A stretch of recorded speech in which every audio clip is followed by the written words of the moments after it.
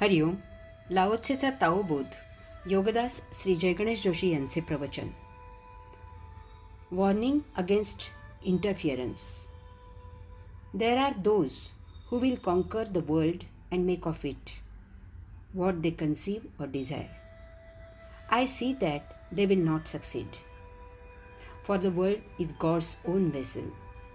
It cannot be made by human interference. He who makes it spoils it. He who holds it loses it. For some things go forward, some things follow behind. Some blow hot and some blow cold. Some are strong and some are weak. Some may break and some may fall. Hence the sage eschews excess, eschews extravagance, eschews pride. हस्तक्षेपाविरुद्ध इशारा. असे लोक आहेत की जे जग जिंकू पाहतात आणि त्याची घडी त्यांच्या कल्पनेप्रमाणे किंवा त्यांच्या मर्जीने घालायला घेतात. मला असे वाटते की यात यशस्वी ते होणार नाहीत, कारण देवाच्या या जगाची घडी देवाने घातलेली आहे. ती मानवाच्या हस्तक्षेपाने बदलता सुधारता येणार नाही. जो तसे करील तो ती बिघडवेल. जो ती पकडायला जाईल ती त्याच्या हातून निसटेल. कारण काही गोष्टी पुढे जातात आणि काही गोष्टी त्याच्या मागाहून येतात. काही फुंकर घालून गरम होतात तर काही फुंकर घालून थंड होतात. काही सशक्त आहेत तर काही अशक्त आहेत. काही तुटतात तर काही खाली पडतात. यास्तव योगी अतिवर्ज करतो, अपव्यय टाळतो, अहंकाराला दूर ठेवतो. सत्ता पिपासू वृत्ती. जगतात बहुसंख्य लोक हे सत्ता पिपासू आहेत. प्रत्येकजण काही ना काही प्रमाणात सत्ता गाजवायला पाहत असतो. त्यांच्या कार्यक्षेत्राची व्याप्ती कमी जास्त असते इतकेच. प्रत्येकाला हे बाळकडूच पाजले जाते. लहानग्यावर त्याचे मातापिता, कुटुंबीय, नातेवाईक सत्ता गाजवत असतात.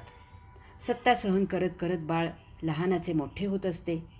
शाळेत मास्तर सत्ता गाजवतात, कचेरीत वरिष्ठ सत्ता गाजवतात, समाजात शासनकर्ते सत्ता गाजवतात, पती पत्नी एकमेकांवर सत्ता गाजवतात, राज्यकर्ते जनतेवर सत्ता गाजवतात. लहानावर, कमी ताकद असलेल्यावर मोठे, जास्त बलवान असलेले सत्ता गाजवत असतात. बळी तो कानपिळी हा जगाचा नियमच झालेला आहे. सत्ता गाजवतात म्हणजे त्यांचे मत, त्यांचे विचार ते दुसऱ्यावर लादतात. त्यांच्या मनाप्रमाणे ते इतरांना वागवतात. त्यांचे विचार ते इतरांकडून आचरणात आणून घेतात. सत्ताधीशाला महत्त्वाकांक्षा असते की अमुक गोष्ट तमुक पद्धतीनेच झाली पाहिजे. तो त्याप्रमाणे सत्तेच्या जोरावर तशी कृती संबंधितांकडून करवून घेतो. ही वृत्तीच तयार होते. सत्ता गाजवणे याचीच हौस निर्माण होते. इतरांकडून आपल्या मताप्रमाणे काम करवून घ्यायला मोठी मजा येते. याचा अभिमान तयार होतो. माझ्या अधिपत्याखाली अमुक लोक आहेत याचा गर्व वाटू लागतो. त्याच्यात सत्ता पिपासू वृत्ती तयार होते. कोणी त्याप्रमाणे ऐकले नाही तर त्याचा अहंकार दुखावला जातो. तो त्यासाठी अधिकाराचा, बळाचा, सत्तेचा वापर करतो. जरूर पडल्यास तो कठोर होतो, धाक दाखवतो, बळजबरी करतो आणि सत्ता गाजवतो. दुसऱ्याला हुकूम सोडण्यात महासौख्य मिळते. यात स्वभावात मगरुरी येते. येथे आपणच तेवढे शहाणे असून इतरांना काहीही समजत नाही असा सत्ता पिपासू वृत्ती असलेल्यांचा समज झालेला असतो. त्यांना प्रामाणिकपणे असे वाटते की त्यांच्या मताप्रमाणे घडी घातली तरच ती व्यवस्थित घातली जाईल. तसे न केल्यास अराजक माजेल. सत्ता गाजवण्यासाठी कोण कसा मार्ग अवलंबील याचा काही नियम नाही. कोणी सत्तेचा तर कोणी शक्तीचा, तर कोणी दुबळेपणाचा, तर कोणी प्रेमाचा, तर कोणी नातेसंबंधांचा, कोणी दयेचा, कोणी परिस्थितीचा, कोणी कायद्याचा, तर कोणी कमकुवतपणाचा, कोणी मानसिकतेचा, कोणी परंपरेचा, तर कोणी श्रद्धेचा, तर कोणी आणखी कशाचा वापर करून सत्ता गाजवत असतो. इतरांना गुलाम करण्यात त्या तथाकथित मालकाला महाआनंद मिळत असतो. अर्थातच हा आसुरी आनंद असतो. कारण सत्ता गाजवायला सर्वांना आवडत असल्यामुळे सत्ता गाजवून घ्यायला कोणालाच आवडत नाही. नाईलाजाने सत्ता गाजवून दिली जाते. अति झाल्यास विरोध केला जातो. मग पिळवणूक हीच सत्ता होते. तो बळ नसेल तर स्वक्लेश करून सत्याग्रहाचा मार्ग अवलंबतो.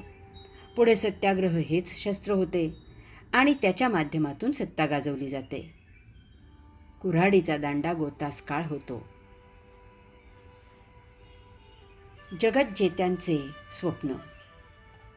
लाओ त्से सांगतो की असे लोक आहेत की जे जग जिंकू पाहतात आणि त्याची घडी त्यांच्या कल्पनांप्रमाणे किंवा त्यांच्या मर्जीने घालायला घेतात.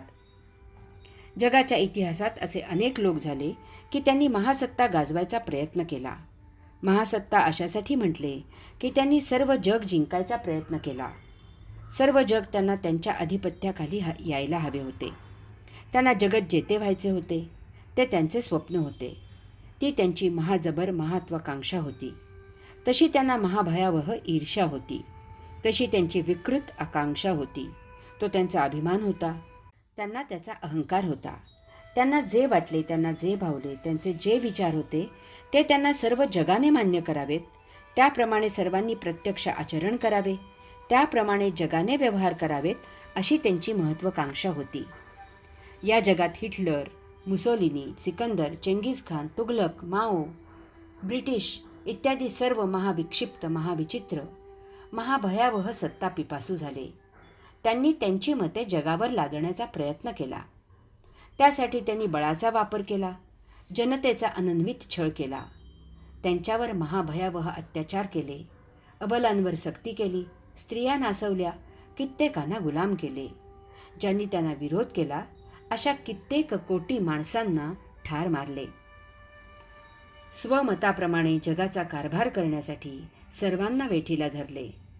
जमीन नापीक केली. वैश्विक संपत्तीचा दुरुपयोग करून नाश केला. सृजनाला हरताळ फासला. परंतु यातील एकही यशस्वी झाला नाही. हे सर्व कशासाठी?